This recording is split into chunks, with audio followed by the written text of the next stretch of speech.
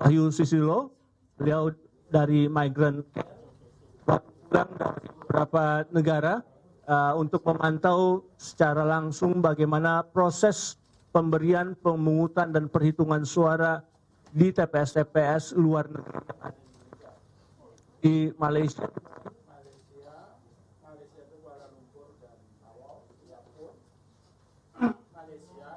Kuala Lumpur dan Tawau, Singapura, kemudian Taiwan dan Hong Kong, dan di wilayah perbatasan di Nunukan dan di Batam. Itu adalah kantong-kantong pekerja migran atau diaspora Indonesia yang paling besar. Kemudian di sebelah kiri saya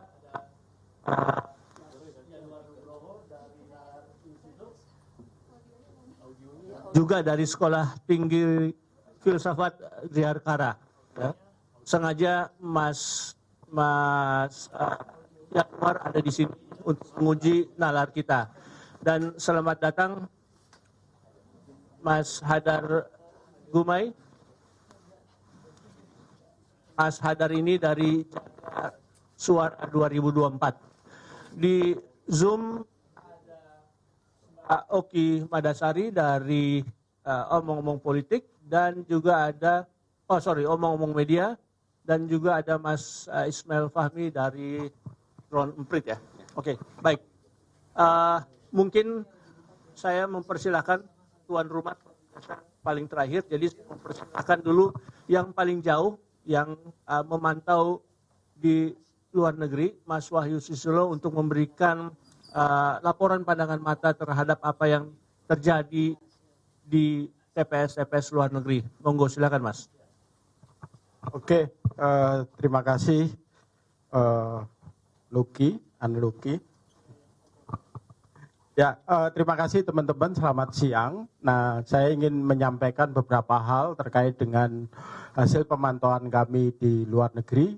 Jadi kalau teman-teman melihat ya, misalnya kasus kekacauan pada saat menjelang pemilihan atau pemungutan suara tanggal 11 Februari di Kuala Lumpur, di mana ada ratusan ribu orang mencoba masuk ke WTC karena ternyata sebagian besar mereka tidak terdaftar di DPT. Kemudian di Hong Kong ada juga 70.000 orang yang tidak bisa mendapatkan hak pilihnya karena ternyata di Hong Kong ada perubahan mendadak ya dari mekanisme TPS ke mekanisme pos. Ini juga menimbulkan kericuan. Kami juga menemukan ya beberapa pelanggaran-pelanggaran yang dilakukan oleh kontestan pemilu. Misalnya di Malaysia kami mendapatkan, kami juga akan melaporkan ke Bawaslu ya, tidak pelanggaran pidana pemilu karena melakukan kampanye pada hari H pencoblosan, yaitu ini dilakukan oleh Uya Kuya di depan WTC di depan orang-orang yang sedang mendaftar atau registrasi ya di TPS di WTC seperti itu. Itu beberapa highlight yang kami temukan. Nah, memang akar dari persoalan ini adalah pendataan yang amburadul. Ada data pemilih tetap luar negeri itu ada tren kemerosotan dari 3 pemilu yang terakhir kalau nggak salah. Jadi di tahun 2014 itu 2,5 juta, 2019 merosot 2,3 juta, 2024 malah menjadi 1,7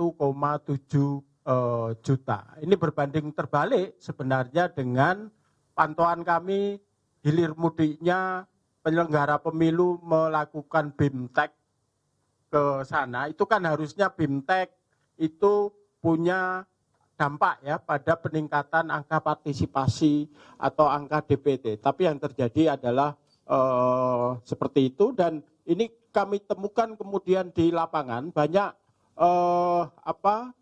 DPT itu ada orang yang sudah pulang ke tanah air itu masih dikirimi surat.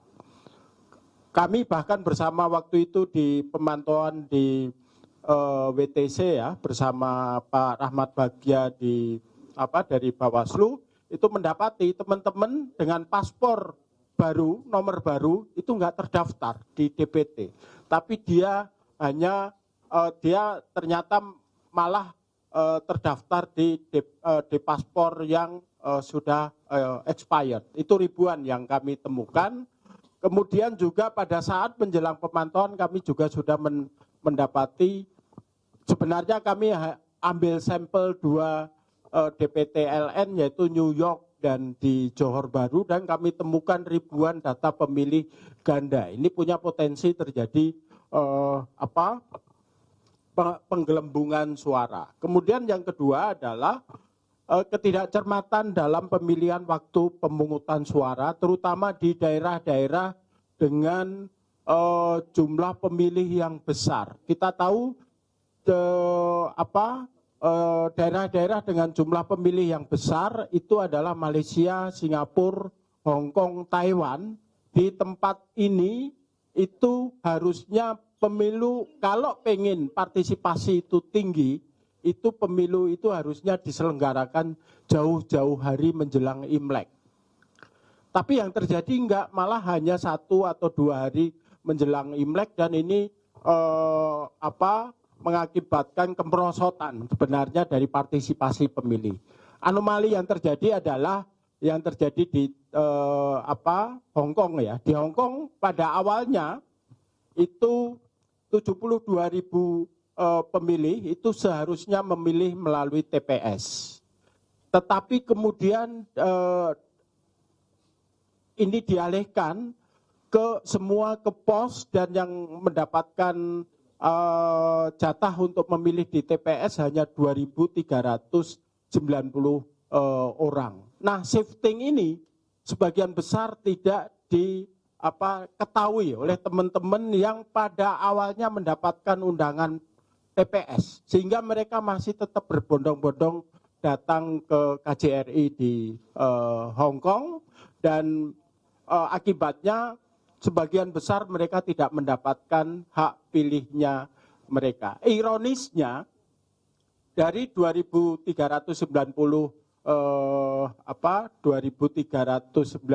pemilih di Hong Kong atau DPT di Hong Kong itu hanya sekitar 753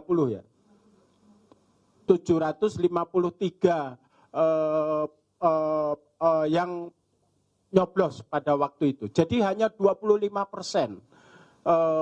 mereka yang terdaftar di DPT nyoblos, sementara ribuan orang yang di bawah itu tidak mendapatkan kesempatan. Padahal kalau pakai prosentase itu logistik masih sangat tersedia. Jadi kami melihat ini adalah upaya untuk menghalang-halangi teman-teman pekerja migran untuk mendapatkan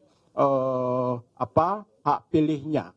Dan ini juga menjadi perhatian kami adalah metode pemungutan suara melalui metode pos itu memang sangat riskan sekali. Riskan terjadinya penggelembungan suara, riskan terjadinya kecurangan, riskan terjadinya perdagangan surat suara. Ini yang kasus yang kami tangani atau kasus yang kami lihat di Malaysia. Banyak pedagang-pedagang suara itu nongkrong di depan apartemen-apartemen itu, broker. Jadi kan kalau di apartemen itu kan ada surat ya, mereka ngambilin surat-surat itu yang nggak kepake gitu.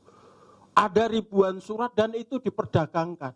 Dan kasus yang viral ya, yang itu dicoblosin, itu sebenarnya salah satunya adalah dari mafia surat suara tersebut seperti itu. Sehingga kami memang merekomendasikan adalah metode pos itu harus dihapus karena dibanding dengan metode KSK dan metode TPS dan metode KSK yang ada mekanisme pengawasan dan monitoringnya, pengawasan dan pemantauan, di mana misalnya Panwas, LN dan pemantau itu bisa mengakses, tapi untuk pos itu sama sekali tidak ada ya, seperti itu. Jadi untuk KSK kami juga menemukan pelanggaran pelanggaran yang dilakukan oleh anggota legislatif dari Tengku Adnan dari Partai Nasdem, karena ada di wilayahnya, di kawasannya ada coblosan di wilayah kotak suara keliling, itu ada gambar kampanye dia, ada gambar kampanye, poster gede itu, terus orang-orang di sekelilingnya juga masih pakai kaos seperti itu. Itu juga yang akan kami tindak lanjutin temuan ini ke Bawaslu. Kemudian juga beberapa kali kami juga mendapati, meskipun kami adalah pemantau terakreditasi oleh Bawaslu, kami mendapatkan penolakan ketika kami melakukan pemantauan. Ini terjadi di Hong Kong ya, terjadi di Hong Kong, kemudian juga terjadi di Nunukan. Bahkan di Nunukan itu pemantau kami diintimidasi, diinterogasi mulai dari sore sampai malam ya, sampai jam 11 malam. Jadi itu beberapa temuan-temuan seperti itu. Jadi, kemudian juga pada saat penghitungan suara, terutama ini terjadi yang terjadi di Hong Kong, itu kami sama sekali tidak bisa kami dihalang-halangi juga untuk mendapatkan akses seperti itu. Di Hong Kong juga seringkali penolakan terhadap saksi itu tidak masuk akal.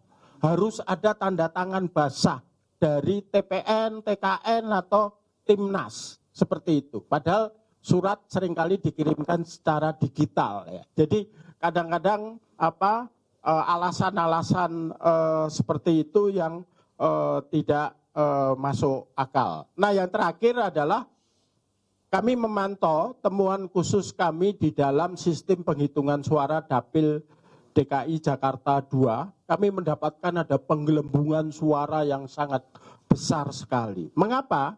Karena kami menemukan seharusnya total pemilih di Jakarta 2, Jakarta Pusat, Jakarta Selatan dan Jakarta dan luar negeri itu 4.346.875. Kami mendapati totalnya menjadi hampir 2 kali lipat ya, 7 juta sekian, seperti itu. Jadi, kami mendapati angka 8.279.233. Jadi ada penggelembungan 190% total DPT di dalam penghitungan yang terjadi di Jakarta 2 seperti itu. Jadi kalau teman-teman cek nanti kami juga nanti bisa bagikan ini, itu angka-angka yang diperoleh oleh caleg-caleg ini sangat tinggi sekali. 90%, 90.000, 100.000, macam-macam. Bahkan partai-partai ya, kita nggak merendahkan ya, tapi partai-partai yang selama ini 0, itu suaranya juga besar semua, seperti itu. Saya kira itu beberapa temuan yang bisa kami sampaikan. Terima kasih. Terima kasih Wahyu Susilo dari Migrant Care sudah memaparkan temuan-temuannya di luar negeri. Jadi beberapa masalah administrasi dan kesiapan pelaksanaan pemilu di luar negeri juga masih menjadi kendala dan ironisnya ini berulang terus.